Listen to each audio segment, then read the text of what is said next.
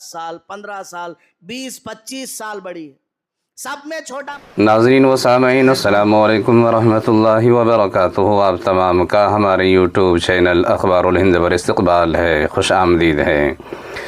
ناظرین و سامعین، آج کی بڑی خبر آپ حضرات کی خدمت میں لے کر حاضر ہوا ہوں، اور اس خبر کا تعلق شیخ الحدیث و محتمم دارالعلوم سبیل الرشاد بنگلور حضرت مولانا صغیر احمد خان صاحب رشادی دامت برکاتہم العالیہ امیر شریعت کرناٹک۔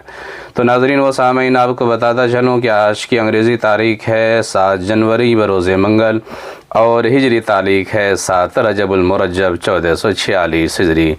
تو ناظرین و سامعین، آپ کو بتاتا چلوں کہ امیر شریعت کرناٹک حضرت مولانا صغیر احمد خان صاحب رشادی دامت برکاتہم العالیہ کو فقیہ العلماء کا لقب ملا۔ شناس فاؤنڈیشن بنگلور کی طرف سے امیر شریعت کرناٹک مولانا صغیر احمد خان صاحب رشادی دامت برکاتہم کی صدارت میں جلسہ اعترافی خدمات جلیلہ کے عنوان سے جلسے کا اہتمام کیا گیا۔ اس میں ریاست اور بیرون ریاست کے 65 منتخب علماء، حفاظ، مفتیان کرام، خطبہ اور قراء خدمات کے اعتراف میں انہیں اعزاز پیش کیا گیا۔ اس موقع پر فاؤنڈیشن کی طرف سے امیر شریعت کرناٹک حضرت مولانا صغیر احمد خان صاحب رشادی کو فقیہ العلماء کا لقب دیا گیا۔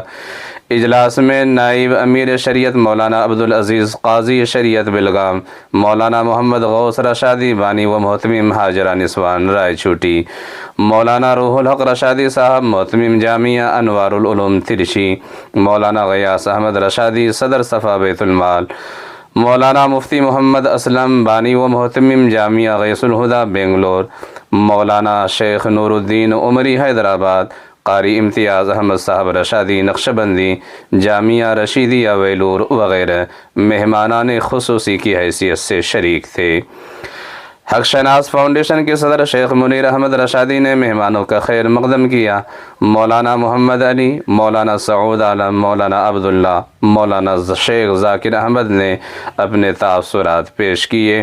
قاری امتیاز صاحب کی قرأت سے جلسے کا آغاز ہوا، اور قاری عرفان صاحب نعت شریف پیش کی۔ کثیر تعداد میں علماء کرام جلسہ میں شریک تھے۔